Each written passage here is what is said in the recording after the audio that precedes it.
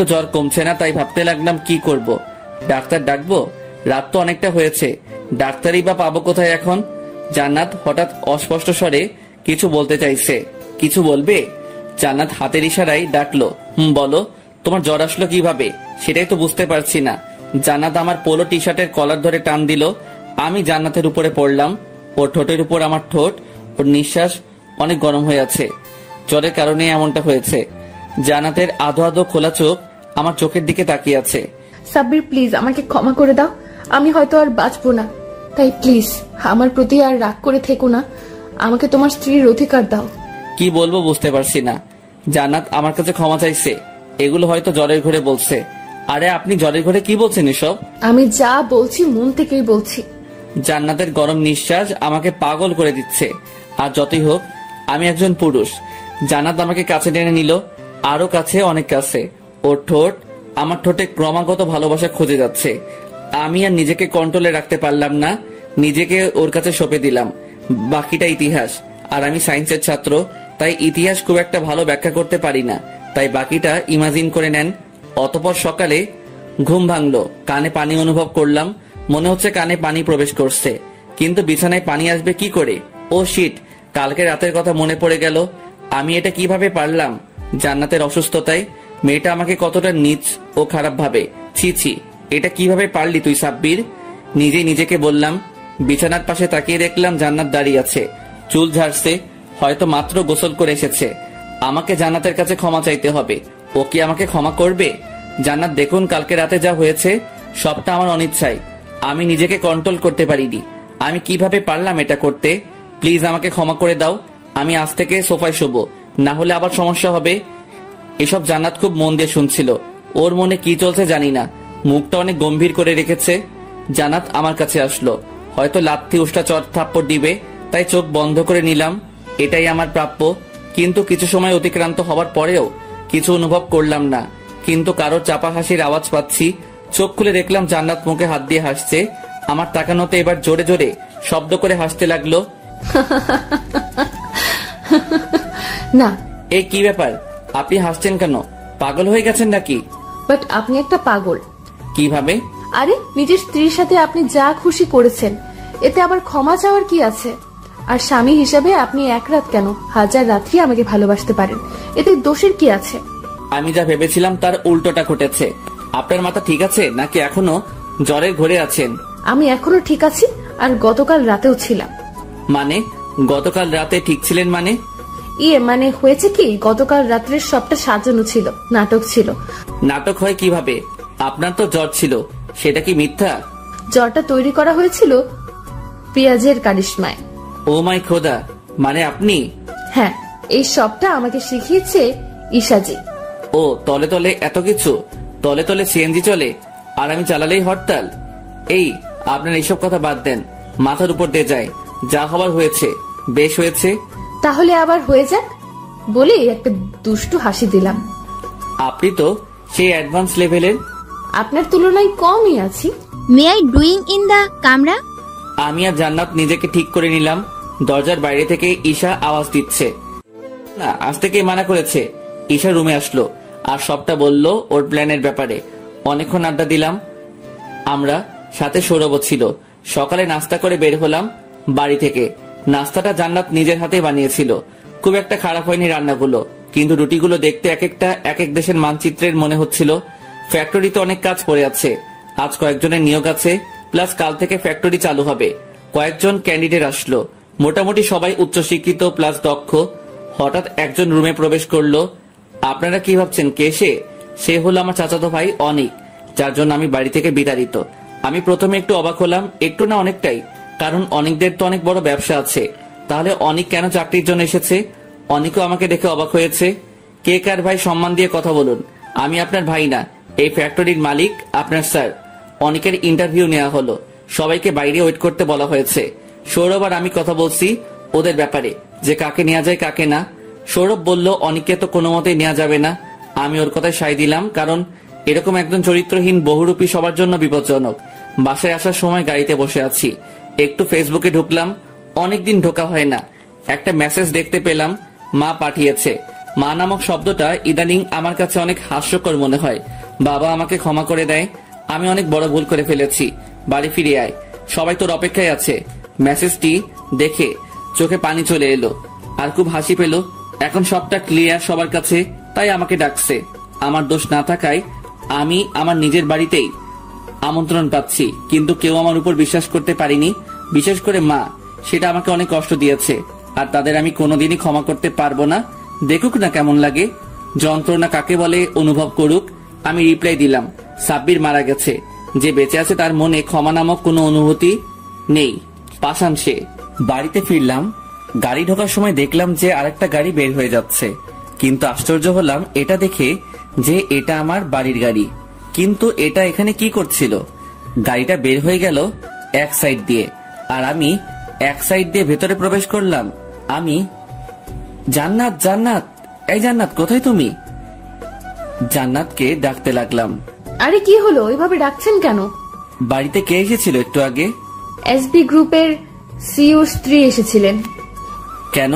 এমনি এসেছিলেন সেই দিনের বিয়ের ব্যাপারে ক্ষমা চাইতে। ও আচ্ছা, আমি তো ভেবেছিলাম অন্য কিছু।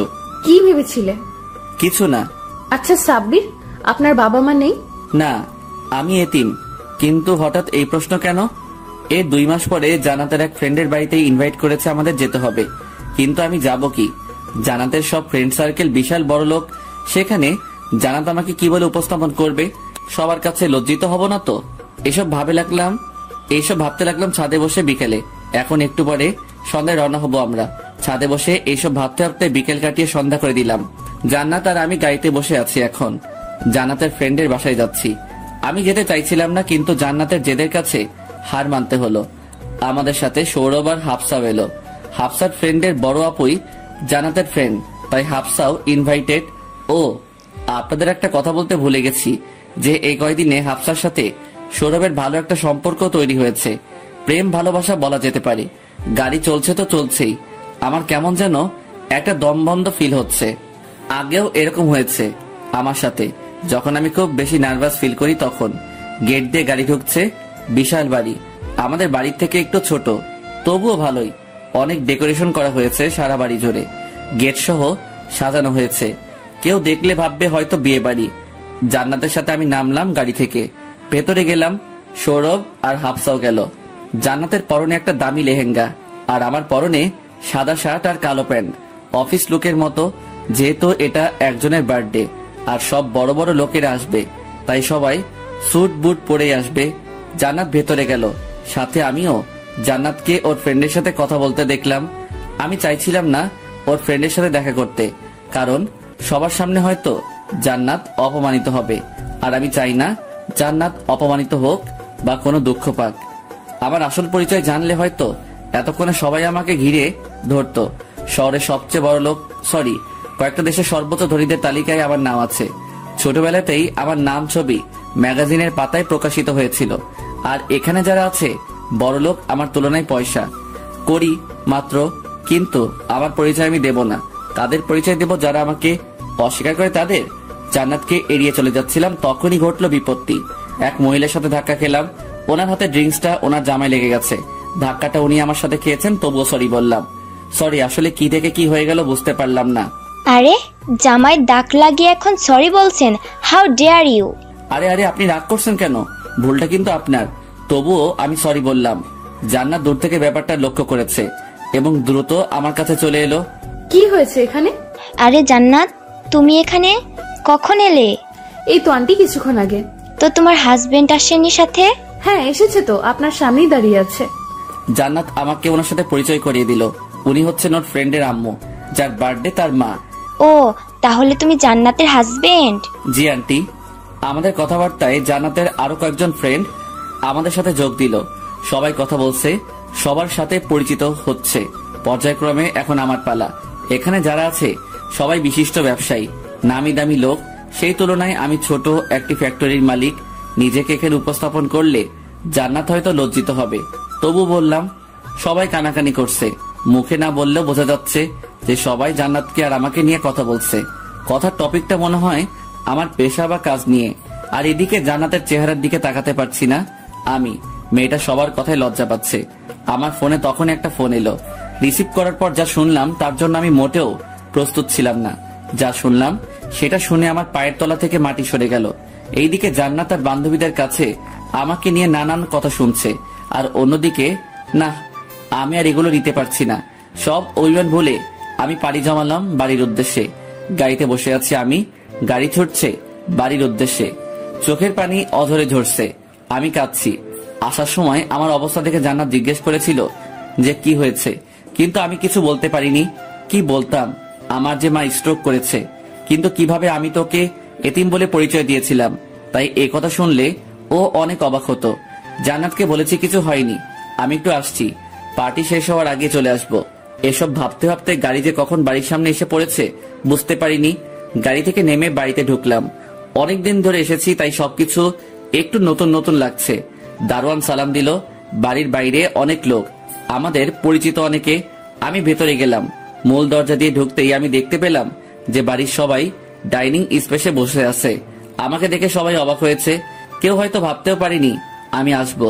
আব্বু আমাকে দেখে চোখের পানি ছেড়ে দিলেন, আর বাকিরা আমাকে দেখে নীরবে অনুতাপ করছে। খালা, খালু আর চাচা চাচি এখানে উপস্থিত আছেন, কিন্তু ওনারা আমার চোখের দিকে তাকানোর সাহস পাচ্ছে না। কিভাবে তাকাবে? কোন মুখে? ওনারা সেই অধিকার অনেক আগে হারিয়েছেন। আব্বু এসে আমাকে জড়িয়ে ধরে কান্না করে দিলেন, হাউমাউ করে কাঁদছেন। এরকমটা হবে ভাবিনি, কারণ আমি কোনোদিন বাবাকে কাঁদতে দেখিনি। বাবা, তুই কই ছিলি এতদিন? কত খুঁজেছি তোকে আমি আর তোর মা। জানিস কত রাত ঘুমাতে পারিনি, বুকের ভিতর কষ্টের বোঝা নিয়ে ঘুরে বেরিয়েছি। আপনারা কোন স্বার্থে আমাকে নিজেদের সন্তান দাবি করেন? যখন বাড়ি থেকে অপমানিত করে বের করে দিয়েছিলেন তখন মনে পড়েনি যে আমি আপনাদের সন্তান, আর আপনারা কিভাবে এত বড় একটা পাপের বোঝা আমার ঘাড়ে চাপিয়ে দিলেন? আপনারা কি আমায় চিনতেন না? বাবা, আমি তো তখন ছিলাম না। তুই তো জানিস যে আমরা আজ পর্যন্ত কারোর সামনে মাথা নত করিনি, কিন্তু ওই দিনের পরিস্থিতি আর সবটাই তোর মাকে বাধ্য করেছিল সবটা করতে। আর তোর মা তো এসব মন থেকে কিছুই বলেনি, যা বলেছে জেদের বসে। এই জন্যই তো আমাকে মেরে ফেলতে চাইছিলেন, তাই না? মানে? বিয়ে বাড়ির ঘটনাটা বললাম, মা যা বলেছিল সৌরভের কাছে সবটা বললাম। এসব অভিমান থেকে বলেছে। বাবা, তোর মা চাইতো যে তুই বাড়িতে ফিরে আসিস, কিন্তু কোনোদিন মুখ ফুটে বলতে পারিনি, সেটা আশেপাশের মানুষ আর জেদ থেকে। কিন্তু যেদিন তোর মা জানতে পারে যে তুই নির্দোষ, সবটাই অনেক আর রিমঝিমের কারসাজি, তখন তোর মা অনেক খুশি হয়েছিল। সেদিন তোর খালা, খালু আর বাকিদের অনেক অপমান করে তোর মা। তোকে বাড়ি থেকে বের করে দেওয়ার পরে তোকে বাড়ি থেকে বের করে দেওয়ার কষ্টে খাওয়া দাওয়া বন্ধ করে দেয়। সারাদিন একটা রুমে একা একা পড়ে থাকে। তিলে তিলে তাল হয়ে গেল তোর মা। আর বলতে পারলেন না আব্বু, কেঁদে দিলেন। আমাকে আগে বলনি কেন? আমি আগে জানলে তখনই চলে আসতাম। আচ্ছা এটা বলো, মা কোথায়, কেমন আছে? তোর মা উপরে আছে, ডক্টর এসেছিল একটু আগে। হসপিটালে নিয়ে গেলাম, পরীক্ষা নিরীক্ষা করে বলল যে একটু জন্য স্টক করেনি, কিন্তু শরীর খুব দুর্বল। এইভাবে চলতে থাকলে অনেক বড় সমস্যা হবে, তোর মা মারাও যেতে পারে। আমি উপরে চলে গেলাম। মা ঘুমাচ্ছেন, ডাক্তার ওষুধ দিয়ে গেছে। আমি মায়ের পাশে গিয়ে বসলাম। মা কারোর উপস্থিতি টের পেয়ে চোখ খুলল, কিন্তু কিছু বলছে না, নীরবে চোখের জল ফেলছে। আমি বলতে লাগলাম, কি হলো? আমাকে দেখে অবাক হচ্ছেন? এখনো মরিনি। বাবা, তুই আমাকে ক্ষমা করে দে। আমি অনেক বড় ভুল করেছি তোকে অবিশ্বাস করে। আমি চাইনি এমনটা করতে, কিন্তু পরিস্থিতি আমাকে বাধ্য করেছে। বেঁচে আছি, এখন ক্ষমা চাওয়া হচ্ছে? কান্নায় বলতে পারছি না, গলা ধরে আসছে আমার। আয় বাবা, বুকে আয়, অনেকদিন তোকে আদর করি না। আমি মায়ের কাছে গেলাম। আসলে মা জিনিসটাই অন্যরকম। আপনি যতই রাগ অভিমান করে থাকেন না কেন, মায়ের মুখটা দেখলে সব মাটি হয়ে যায়। আমি কোনোদিন ভাবিনি যে মাকে ক্ষমা করতে পারবো বা এ বাড়িতে আর আসবো কিনা, কিন্তু আজ মায়ের অসুস্থতার কথা শুনে ছুটে চলে এলাম। আসলে মা এমনই হয়। মায়ের সাথে অনেকক্ষণ কথা বললাম, 1 ঘন্টার মতো কেটে গেছে, কিন্তু আমি একটা জিনিস ভুলে গেছি। আমাকে জান্নাতের কাছে যেতে হবে। বেচারি একা একা সেখানে কি করছে না জানে, আমাকে নিয়ে টেনশন করতেছে হয়তোবা। মায়ের থেকে বিদায় নিয়ে নিচে আসলাম। আব্বুকে বলতে যাব যে আমি বাইরে যাব। তখনই আব্বু বলল যে আমাকে কোথায় জানি যেতে হবে। এখন আব্বুকে মানা করি কিভাবে? আব্বুকে কিভাবে বলবো যে তার ছেলে তার বৌমার কাছে যাচ্ছে? আব্বু, আমার একটু কাজ আছে। সে থাক, এতদিন তো বাইরে নিজের কাজই করলি, আজ আমার কাজ কর। তুই এক জায়গায় যাবি, এখন আমাদের তো যাওয়া হবে না, তুই যাবি। কথা দিয়ে ফেলেছি, যেতেই হবে। আমি না গেলে তুই যাবি। আমি এখন যাব না, শরীর ভালো লাগছে না।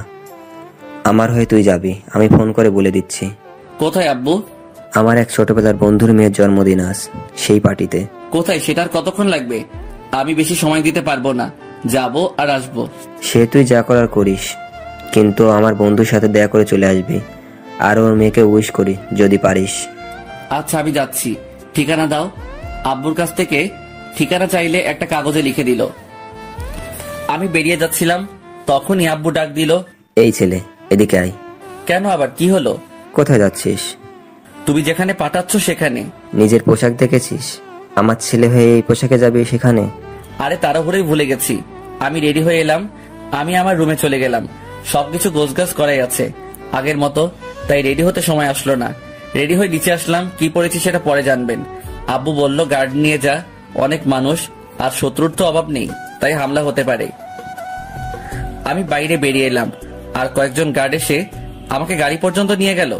একে একে 7টা BMW গাড়ি চলছে, মাঝখানের ল্যাম্বরগিনি গাড়িতে আমি। গাড়ি ছুটছে আব্বুর দেয়া ঠিকানায়। পড়ালেখা নিয়ে একটু ব্যস্ত সময় পার করছি, তাই গল্প দিতে দেরি হয়।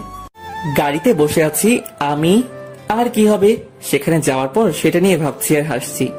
ভেবেছিলাম সৌরভকে বলবো, বললে অতটা মজা পাবে না, যেহেতু ও যেখানে আছে তাই ওকেও সারপ্রাইজটা দেওয়া যাবে। কারণ আব্বু যে ঠিকানাটা দিয়েছে সেটা আর কোথাও না, সেটা জান্নাতের বান্ধবীদের বাসায়। ওর বাবাই হয়তো আব্বুর ফ্রেন্ড, তাই ইনভাইট করেছে। আব্বু হয়তো এতক্ষণে ফোন দিয়ে বলে দিয়েছে যে আমি আসছি, তাই সবাই আমাকে ওয়েলকাম জানানোর জন্য হয়তো গেটে দাঁড়িয়ে আছে। আসলেই নিয়তি কাকে কখন কোথায় কিভাবে দাঁড় করায় সেটা বোঝা দেয়। একটু আগেও সবাই আমাকে যেভাবে দেখছিল সেভাবে আর দেখবে না। আর আমাকে নিয়ে যে এত কথা বলা হচ্ছিল, সমালোচনা, সেটা একটু পরে গুণকীর্তনে রূপান্তরিত হবে। দেখতে দেখতে আর এসব ভাবতে ভাবতে আব্বুর দেওয়া ঠিকানায় পৌঁছে গেলাম। গেটে অনেকে দাঁড়িয়ে আছে। আগেই বলেছিলাম যে পুরোটা বাড়ি বিয়ের বাড়ির মতো সাজানো, আর বাড়িটাও বিশাল। বাড়িটার বর্ণনায় আসা যাক। বাড়িটাতে প্রবেশ করতে হয় বিশাল বড় গেট দিয়ে, আর তারপর দুপাশ জুড়ে বিশাল মাঠ, আর তার সামনে রাজপ্রাসাদের মতো বাড়িটা। গেটে দিয়ে শো শো করে 7টা গাড়ি ঢুকলো। গেটের সবাই গাড়ির পিছনে আসছে। 7টা গাড়ি, তাই সবার চোখে পড়ে গেছে। অনেকে তাকিয়ে আছে সেদিকে। গাড়িগুলো মাঠের একপাশে সিরিয়ালে দাঁড়ালো। গাড়িগুলো থেকে গার্ডসটা বের হলো। জান্নাত সহ সবাই মাঠে এসে উপস্থিত হয়েছে দেখার জন্য কে এসেছে। জান্নাতের ফ্রেন্ডরা সবাই বলা বলি করছে, কে এলো রে, মনে হচ্ছে অনেক বড় লোক, ছেলে না মেয়ে, এত দামি গাড়ি, স্টাইল আছে বলতে হবে, ইত্যাদি ইত্যাদি। গাড়িগুলো থেকে গার্ডস বের হয়ে এলো। একে একে সব কয়টাকে কোরিয়ান বডিগার্ড মনে হচ্ছে। বডিগার্ডদের দেখলে যে কেউ ক্রাশ খাবে। সবাই উৎসুকভাবে ল্যাম্বরগিনি গাড়ির দিকে তাকিয়ে আছে। এটা দেখার জন্য যে কেউ বের হয়ে গাড়ি থেকে কে আছে গাড়িতে। পার্টি লাইট সব গাড়ির দিকে ফোকাস করা। ডিজে গান বাজানো বন্ধ করে দিয়েছে। সবার মনোযোগ এখন গাড়ির দিকে। গাড়ি থেকে আমি বাইরের সবটা দেখছি। আমার খুব হাসি পাচ্ছিল। মনে হচ্ছিল হেসে হেসে মাটিতে গড়াগড়ি খাই। জান্নাতের বান্ধবী ও বন্ধু সহ সবার মুখ হা হয়ে রয়েছে। এত বড় করে হা করেছে যেন আস্ত একটা টাইটানিক জাহাজ ঢুকে যাবে। গাড়ির দরজা খুলে দিল। আমি হাতটা বের করলাম, গাড়ির দরজার উপরে রাখলাম, তারপর পা বের করলাম। সবাই তাকিয়ে আছে। এবার পুরোপুরি ভাবে সবার সামনে প্রকট হলাম। অনেকের মুখ বন্ধ হয়ে গেছে, ব্রেনটা কাজ করা বন্ধ করে দিয়েছে আমাকে দেখে। এরই মধ্যে জান্নাত তো ভ্যাবলার মতো তাকিয়ে আছে আমাকে দেখে। ক্রাশ খেয়েছে মনে হয় নতুন করে। আমি একেবারে নীল স্যুট, সাথে নীল প্যান্ট, যেটা শার্টের সাথে সংযুক্ত, কালো সানগ্লাস আর স্টাইলিশ বুট, হাতে রোলেক্স ঘড়ি। আরো স্টাইলিশ হওয়া যেত, কিন্তু এটাই মার্জিত স্টাইল। আমি পকেটে হাত ঢুকিয়ে হাঁটছি, আর পেছনে আর সামনে থেকে আমাকে ঘিরে রেখেছে বডিগার্ডরা। আমাকে দেখছে সব উৎসুক জনগণ। এখানে অনেক বড় বড় ভিআইপি উপস্থিত আছেন। সবাই আমার সাথে হাত মিলাতে আসলো, কারণ তারা যত বড় ভিআইপি হোক না কেন, আমি তাদের চেয়ে বড় ভিভিআইপি। গার্ডসরা আমার আশেপাশে কাউকে ঘেঁষতে দিচ্ছে না। জান্নাত আমাকে দেখে অবাক হচ্ছে আর ভাবছে যে একে তো দেখতে একেবারে সাব্বিরের মতো, কিন্তু সাব্বির হঠাৎ এভাবে কি করে সম্ভব। সৌরভ আমাকে দেখে আমার দিকে এগিয়ে আসলো। গার্ডসরা ওকে চেনে তাই আসতে দিল। সৌরভ আমার সাথে কথা বলছে, এটা দেখে জান্নাত ভাবছে যে সৌরভ যেভাবে ওর সাথে কথা বলছে এভাবে তো সাব্বিরের সাথে কথা বলে, কিন্তু সাব্বির আসবে কোথা থেকে এখানে, আর এত দামি গাড়ি আর গার্ড পাবে কোথা থেকে? সৌরভ আর আমি কথা বলছিলাম। কি রে দোস্ত, এই বেশি হঠাৎ করে কি করে? হয় সব হয়। সৌরভকে সবটা খুলে বললাম। এর মধ্যে জান্নাত এসে উপস্থিত হলো, সাথে সাথে ওর বান্ধবীরাও। গার্ডরা ওদেরকে আটকে রেখেছে, আমার কাছে অনুমতি চাইছে। আমি শুধু জান্নাতকে ভেতরে ঢোকানোর কথা বললাম ইশারায়। জান্নাত আমার সামনে এসে দাঁড়ালো, চোখে অভিমান দেখতে পাচ্ছি। আমি এই দুনিয়ায় শুধু একজনেরই চোখ দেখে মনের কথা বলতে পারি, সেটা হলো জান্নাতের। কি হলো, এভাবে তাকিয়ে আছো কেন? তুমি এখানে এভাবে হঠাৎ করে, তাও আবার এই বেশে? এসব পরে শুনতে পারবে, অনেক বড় কাহিনী, বাসায় গিয়ে বলবো, কেমন? আচ্ছা, কিন্তু তুমি কে এটা একটু ক্লিয়ার করে বলবে? জান্নাতের কাঁধে হাত দিয়ে আমার বুকের সাথে চেপে, আমি তোমার স্বামী, হয়েছে? সেটা আমি জানি, সবাই জানে। যেটা সবাই জানে না সেটা বলো। শুনতে চাও? SB group of industrial future CEO. জান্নাতের বান্ধবীরা সবাই সাইডে দাঁড়িয়েছিল, ওরা সবটা শুনতে পেল। মনে মনে অনেক লজ্জিত হলো এটা ভেবে যে কোথায় ওরা আর কোথায় আমি, আর ওরাই কিনা আমাকে অপমান করেছে একটু আগে। সবাই আমার কাছে ক্ষমা চাওয়ার জন্য আসলো, কিন্তু গার্ডসরা ওদের আমার কাছে ঘেঁষতে দিল না। আমি আর জান্নাত বাড়ির ভেতরে প্রবেশ করলাম। জান্নাতের ফ্রেন্ডের বাবা মানে আব্বুর বন্ধুর সাথে দেখা করতে যাচ্ছিলাম, কিন্তু উনি চলে এলেন। ওনার সাথে কতক্ষণ কথা বললাম। বাবা, তুমি তো একা আসবে শুনছিলাম, কিন্তু সাথে যে তোমার স্ত্রীকে নিয়ে আসবে সেটা বলনি কেন? আঙ্কেল, আমি একাই এসেছি, আমার ওয়াইফ আপনার মেয়ের বান্ধবী, তাই ও আগে চলে এসেছে। ও আচ্ছা বাবা, তাহলে তুমি পার্টি এনজয় করো, আর কোনো সমস্যা হলে আমাকে জানিও। আচ্ছা আঙ্কেল, এখানে বেশিক্ষণ থাকবো না, তাই জান্নাতের বান্ধবী লিনাকে উইশ করে চলে যাব। আমি সেদিকে অগ্রসর হলাম। আমি এগোচ্ছি আর চারপাশে গার্ডস। জান্নাতের বান্ধবীদের কাছে এলাম, গার্ডের হাত থেকে গিফটের প্যাকেটটা নিলাম, নিয়ে লিনাকে দিলাম। লিনা গিফটটা খুললো, ভেতরে একটা ডায়মন্ড নেকলেস। লিনা সহ সবাই সেটা দেখে প্রশংসা করছে। লিনা সহ বাকিদের বলছি, কখনো কারো চেহারা আর পোশাক দেখে তার যোগ্যতা বিচার করবেন না। এমনও হতে পারে যে সে এমন কিছু করলো যে মুখ দেখাতেই লজ্জা করবে। ভাই আমাকে সরি বলতে লাগলো, আমি সেটা পাত্তা না দিয়ে চলে আসলাম। বাইরে পেছনে জানাতে আসলো, সৌরভ আর হাফসা বাইরে দাঁড়িয়ে আছে। পার্টি শেষ হওয়ার আগে আমি চলে যাব। জান্নাতকে, সৌরভকে সহ হাফসাকে গাড়িতে নিয়ে বসালাম। গাড়িগুলো এক এক করে বেরিয়ে যেতে লাগলো, সবাই সেদিকে তাকিয়ে রইল। যেভাবে সবাইকে তাক লাগিয়ে প্রবেশ করেছিলাম সেভাবে চলে যাচ্ছি। জান্নাত আমার পাশে বসে আছে, পেছনের গাড়িতে সৌরভ আর হাফসা। ড্রাইভার গাড়ি চালাচ্ছে। কোথায় যাচ্ছি সেটা জান্নাত জানে না। এই, তুমি কোথায় নিয়ে যাচ্ছ একটু বলবে? আমার বাড়ি।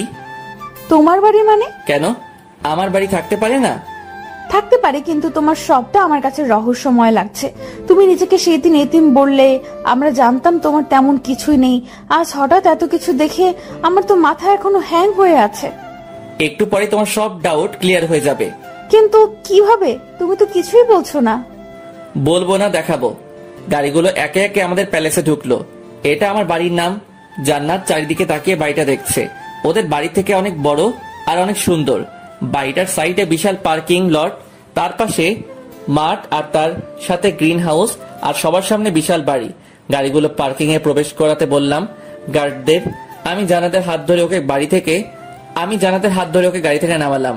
আমি জান্নাতকে নিয়ে বাড়িতে প্রবেশ করছি, আর পিছনে সৌরভ আর হাফসা সৌরভকে আমার ব্যাপারে জিজ্ঞেস করছে। বাড়িতে প্রবেশ করে কাউকে দেখতে পেলাম না। রাত 9:30 বাজে। এই টাইমে সবাই ডিনার করতে আসে, তাই সবাইকে ডাকলাম। সবাইকে বলতে আব্বুকে আর আম্মুকে। মাকে ফাইজা রোলিং চেয়ারে বসিয়ে নিয়ে এলো, আমার ডাকে না। সবাই এই টাইমে খেতে আসে, আমি না ডাকলেও চলে আসতো। আমাদের বাড়ির আবার একটা নিয়ম আছে যে সবার একসাথে খাবার খাওয়া। আমার ডাকে কিছুক্ষণের ভেতর বাড়ির বাকি সবাই বেরিয়ে এলো। চাচা, চাচি আর খালা এসেছিল মায়ের অসুস্থতার খবর পেয়ে। সাথে রিমঝিমকেও দেখতে পেলাম। রিমঝিমকে দেখে পুরনো সব ঘটনাগুলো মনে পড়ে গেল। যেতে মন চাইতেছিল কয়েকটা থাপ্পড় বসাই। আমি রিমঝিমের দিকে অগ্নি দৃষ্টিতে তাকিয়ে রইলাম। খালা ব্যাপারটা বুঝতে পারলেন আর রিমঝিমকে উপরে চলে যেতে বলবেন, কিন্তু রিমঝিম উপরে না গিয়ে আমার সামনে এসে দাঁড়ালো।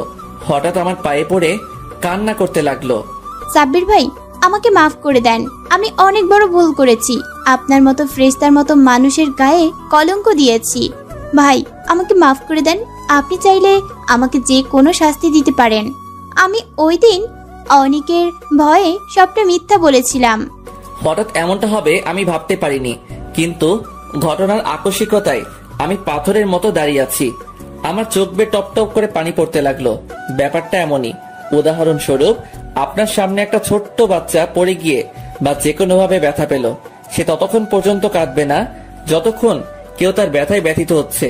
যেমন কেউ এসে বা দেখতে পেয়ে বলল যে আহারে কতটা লেগেছে, খুব ব্যথা পেয়েছিস না, আয় ওষুধ লাগিয়ে দিচ্ছি। আর যদিও কাঁদে, সীমিত আকারের কাঁদবে, কিন্তু যখনই আপনি বা কেউ তাকে সান্ত্বনা দিতে যাবেন, তার ব্যথাটা বা কষ্টটা অনুভব করে তার ব্যথায় ব্যথিত হবেন, তখন দেখবেন সে আর কান্না থামিয়ে রাখতে পারবে না। আমার ক্ষেত্রেও একই ঘটনা ঘটেছে। আমি জান্নাতের হাত ধরে কাঁদছি, জান্নাত আমাকে সান্ত্বনা দিতে লাগলো। আমি বাচ্চাদের মতো ওর কাঁধে মাথা দিয়ে কাঁদতে লাগলাম। একদম কাঁদবে না, বাচ্চাদের মতো কাঁদছে দেখো। আমার চোখের পানি মুছে দিচ্ছে। সবাই এতক্ষণ খেয়াল করেনি যে আমার পাশে একটা মেয়ে দাঁড়িয়ে আছে, কিন্তু এখন হয়তো সবাই দেখতে পেয়েছে জান্নাতকে। বাবা, তোর সাথে মেয়েটা কে দাঁড়িয়ে আছে রে? আমি যা ভেবেছিলাম তাই হলো। এখন জান্নাত পর্ব শুরু হবে। স্টার জলসার মতো জান্নাতের পরিচয় দিতে হবে আমাকে, এটাই সবচেয়ে ভালো সুযোগ। সবাই একসাথেই আছে। এই মেয়েটিকে সবাই জানতে চাও? আমি সবার উদ্দেশ্যে সবাই হ্যাঁ সূচক মাথা নাড়ালো। তোর বলতে হবে না, আমিই বলছি। কে এই মেয়ে? তুই জানো ও কে? বৌমা। মায়ের এই কথা শুনে আমার থোতাজি এক হাত নিচে নেমে গেছে। জান্নাত যে আমার বউ সেটা আমি আর সৌরভ ছাড়া কেউ জানে না। আমি যে বিয়ে করেছি সেটাই কেউ জানে না, তাহলে মা জানলো কিভাবে? আমার মতো সবাই অবাক হয়েছে। আমি হয়েছি শকে, আর সবাই হয়েছে সারপ্রাইজে।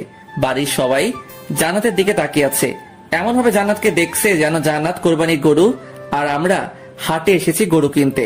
জান্নাত আমার হাত ধরে আছে, ঘামছে। মা, ও মা, তুমি তো আমার সারপ্রাইজে 12টা থুকু 13টা বাজিয়ে দিয়েছো, কিন্তু আগে এটা বলো যে জান্নাত যে আমার বউ সেটা কিভাবে জানতে পারলে? আরে সব সৌরভের কারসাজি। তুই যে বিয়ে করেছিস, কোথায় ছিলি? আমাকে সৌরভ বলেছে। আমি ওই দিন জান্নাতকে দেখতে যাই, অনেকক্ষণ কথা বলি, পরে তার আসল পরিচয় বলে দেয়। জান্নাত তো কয়েক হাজার ভোল্টের শক খেয়েছিল এই কথা শুনে। মায়ের এই কথা শুনে আমি জান্নাতের আর সৌরভের দিকে তাকালাম। জান্নাত মাথা নিচু করে দাঁড়িয়ে আছে। সৌরভ ঘেমে একাকার হয়ে গেছে, মুখে কোন রকম একটা মলিন হাসি দিল। ওর এমন অবস্থা যেন ছেড়ে দেবা কেটে বাঁচি। সৌরভ বাবু, তুমি কিছু খাইছো? বাবু, অনেক কিছুই খাইছি। এত রাতে ভরা পেটে নতুন কিছু খেতে চাই না বলে হাফসার হাত থেকে ছুটে দিল দৌড়। ওর দৌড় দেখে মা সহ সবাই হাসতে হাসতে মাটিতে গড়াগড়ি খাচ্ছে।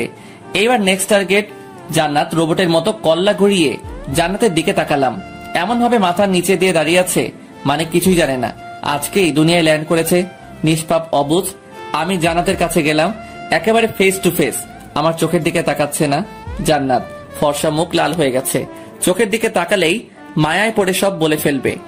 জান্নাত, আলে আমার বাবুটা ভয় পাইতেছে নাকি? আমি কি আমার বাবুকে কিছু বলবো? না, তুমি তো অনেক ভালো। কিন্তু মনটা বর্তমানে কালো। এই কথা বলার সাথে সাথে মনে হলো যে আমি বাড়ির সবার সামনে দাঁড়িয়ে আছি আর এসব করছি। সবার দিকে তাকালাম, সবাই হাসছে, মনে হয় কমেডি হচ্ছে এখানে। আমি আর কথা বাড়ালাম না। সৌরভকে পরে দেখবো। জান্নাতকে নিয়ে রুমে গেলাম, ফ্রেশ হয়ে নিচে আসলাম। সবাই আমাদের জন্য অপেক্ষা করছে খাবার টেবিলে। জান্নাত আর আমি ডিনার সারলাম। জান্নাতের আব্বু মানে আঙ্কেলকে ফোন দিয়ে বললাম সবটা। উনি খুশি হলেন অনেক। সাথে সৌরভের আম্মু মানে আমার সেকেন্ড আম্মুকে ফোন দিয়ে সবটা বললাম। উনিও অনেক খুশি হলেন, খুশিতে কেঁদে দিলেন। রাতের ঘুমটা কোন রকমে ঘুমালাম, কিন্তু শান্তি মতো ঘুমাতে পারলাম না। সকাল 7টা-8টা নাগাদ দুইজন বডিগার্ড আমাকে ডাকতে ডাকতে উপরে চলে আসলো। হাঁপাচ্ছে দুজনেই। কি হয়েছে, তোমরা এমন করছো কেন? স্যার, বিপদ হয়ে গেছে। আমাদের ম্যাম মানে জান্নাত ম্যাডামকে গেটের সামনে থেকে কে যেন তুলে নিয়ে গেছে 2টা গাড়ি দিয়ে। ও শিট, কি করেছিলে তোমরা? আর জান্নাত এত সকালে গেটেই বা গেল কিভাবে? স্যার, আমরা ম্যামকে বেরোতে দেখেছিলাম, কিন্তু হঠাৎ যে এরকম কিছু হবে আমরা ভাবতে পারিনি। তোমরা ওই গাড়ির পিছনে না গিয়ে আমার কাছে আসলে কেন? স্যার, আমাদের 3 গাড়ি ভর্তি গার্ডস গেছে এই গাড়ি দুটোর পিছনে, কিন্তু এখনো ধরতে পারিনি। কোথায় আছে ওরা? সেটা এখনো জানা যায়নি। আমাদের গাড়িগুলো ফলো করতে গেছে, বাট কোনো খবর দেয়নি। এই খবরটা শুনে ঘুম সব উড়ে গেছে। কে করলো এই কাজ? আমার শত্রু কে আছে যে এই কাজ করতে পারে? আমি বাইরে বেরোলাম গাড়ি নিয়ে। আমার আরো 8টা গাড়ি আছে, সব কয়টা ভর্তি গার্ডস নিলাম। পুরো শহরে খোঁজ চালাতে লাগলাম, কিন্তু পাচ্ছিলাম না।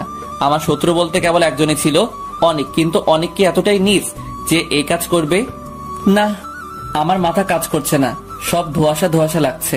আমি জান্নাতকে হারাতে পারবো না, ওকে যে কোনো মূল্যে আমার বাঁচাতেই হবে, আর যত তাড়াতাড়ি পারি। অনেকের নাম্বারে ফোন লাগালাম, ফোন বন্ধ। এখন ওকে সন্দেহ হচ্ছে আমার। ওকে আজ পেলে জ্যান্ত পুঁতে ফেলবো। বিকেল গড়িয়ে সন্ধ্যা হয়ে গেছে, জান্নাতের কোনো খোঁজ পাইনি। বাড়ির কেউ জানে না যে জান্নাত নিখোঁজ। আমি বলিনি, কারণ টেনশন করবে। আমাদের 2টা চোখ, 8টা মোট 10টা গাড়ি জান্নাতের খোঁজে আছে, কিন্তু এখন আমি কোনো খবর